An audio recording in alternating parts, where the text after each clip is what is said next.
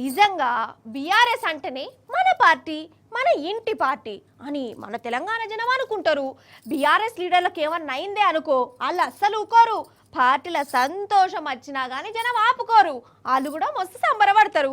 అవునా కాదా? ఇక మన రామన్నను ఎంక్వైరీ అని ఒకటి పెట్టుకునే కదా సర్కారోళ్ళు. మరి మన బీఆర్ఎస్ బలగా ఊకుంటుందా? అన్నకి హిమ్మత్ ఇచ్చేదందుకు 100 కిలోమీటర్లు దాటి మరి పట్టణానికి వచ్చిర్రు.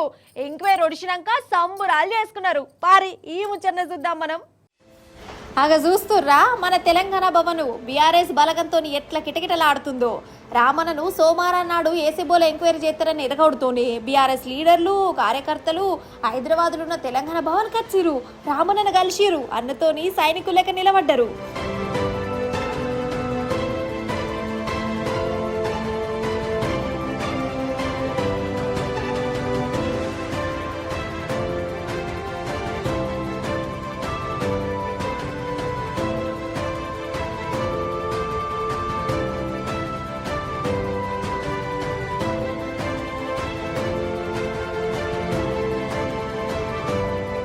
భవన్ కానే కాదు, ఏసీబీ ఆఫీస్ కాడికి కూడా బీఆర్ఎస్ లీడర్లు వచ్చిరోళ్ళ.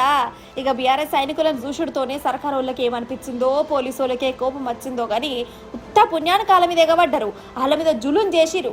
కార్యకర్తలకు అడ్డం పడ్డరు. అవసరం అనోళ్ళ వాళ్ళేదో జై తెలంగాణ అని అనుకుంటా రామన్నకు సపోర్ట్ కత్తే వాళ్ళ మీద ప్రతాపం చూయించుడేంది అసలు?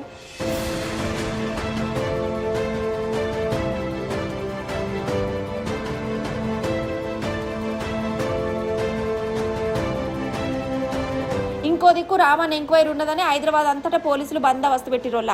దగ్గర 1700 మంది పోలీసులు కావాలిగా ఆశిరు. ఇక ఎప్పురి కథ అన్నట్టు ఏసీబీ ఎంక్వైరీకి పోయే ముందు రామన్న మరోసారి రేవంత్ అన్నకు సవాల్ చేసిండు. జైలుకు పంపినా బెదిరేది లేదు, 100 సార్లు అయినా పోతా అని ధైర్యంగా నిలబడ్డాడు. మాకు భారతదేశంలోని చట్టాల మీద, న్యాయస్థానాల మీద గౌరవం ఉంది కాబట్టే ఎన్నిసార్లు విచారణకు పిలిచినా వస్తామని చెప్పినా ఇది 3వసారి పిలవడం. 3 సార్లు కాదు 30 సార్లు పిలిచినా విచారణకు సహకరిస్తాం.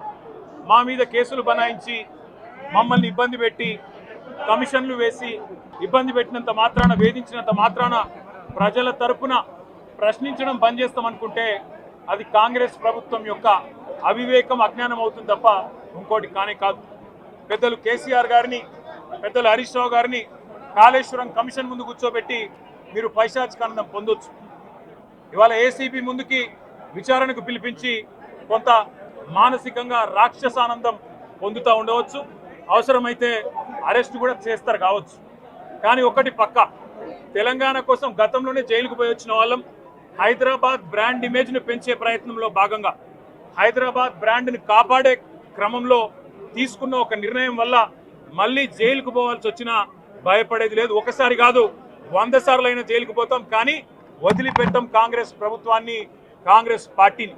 వాళ్ళ పెడితే గిడితే ఒక వ్యక్తినో 2 వ్యక్తులను జైల్లో పెడతాం, కానీ లక్షలాది మంది కేసీఆర్ సైనికులను టచ్ చేసే ధైర్యం నీకు లేదు. తెలంగాణ ప్రజలకు రక్షణ కవచంలాగా ఆనాడు ఉన్నది టీఆర్ఎస్ఏ, ఈరోజు ఉండేది బీఆర్ఎస్ఏ, రేపటికి కూడా స్వీయ రాజకీయ అస్తిత్వమే శ్రీరామ రక్ష అనే విధంగా ముందుకు పోతాం. నువ్వు ఒక్కసారి కాదు 100 సార్లు పిలిచినా వస్తా, 100 సార్లు నిజమే చెప్తా. నువ్వు లై డిటెక్టర్ పరీక్షకు నీకు దమ్ముంటే నువ్వు మగాడివైతే రా. రాష్ట్ర ప్రజలందరూ చూస్తుండగా లై డిటెక్టర్ కూడా రెడీ. నువ్వు ఒక కేసు కాదు ఇంకో 1000 కేసులు పెట్టినా మేము ప్రశ్నించడం బంద్ చేయం, కొట్లాడడం బంద్ చేయం, తెలంగాణ ప్రజల తరపున నిలదీయడం బంద్ చేయం. ఇక ఏసీబీ ఎంక్వైరీ అయిపోయాక డైరెక్ట్ తెలంగాణ భవన్కి వచ్చిండు. విచారణ అయిపోయాక రామన్నను చూసుడుతోనే కార్యకర్తలది ఒక సంబరం కాదు, పటాకులు కాల్చిర్రు, తొవ్వ పొడుగు తన్నకు జేజేలు చెప్పుకుంటా తెలంగాణ భవన్ దాకా తోలుకొచ్చిర్రు. అగో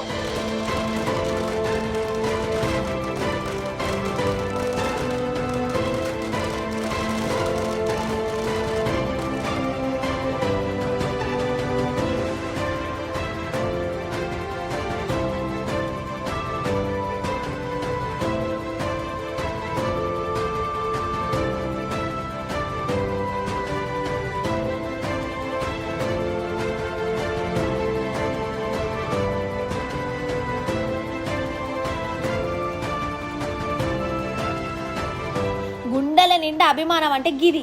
ఈ అభిమానాన్ని ఏ తరాస్తోని కూడా జోకలేం. కేసీఆర్ సార్ కుటుంబాన్ని కేసులు నోటీసులు అనుకుంటా తాపుకోసారి సతాయిస్తున్నారని రాష్ట్రంలో ఉన్న ప్రతి ఒక్కరికి ఇప్పుడు అర్థమైంది. అందుకే బీఆర్ఎస్కు బలగంగా మేమున్నాం అనుకుంటా ఇక రాష్ట్రం 4 దిక్కల నుంచి కార్యకర్తలు వచ్చి సర్కారుకు తెలంగాణ తెచ్చినోళ్ళ మీద పాయరం ఎట్లా పెట్టుకుంటారో కండ్లారా చూయించిర్రు.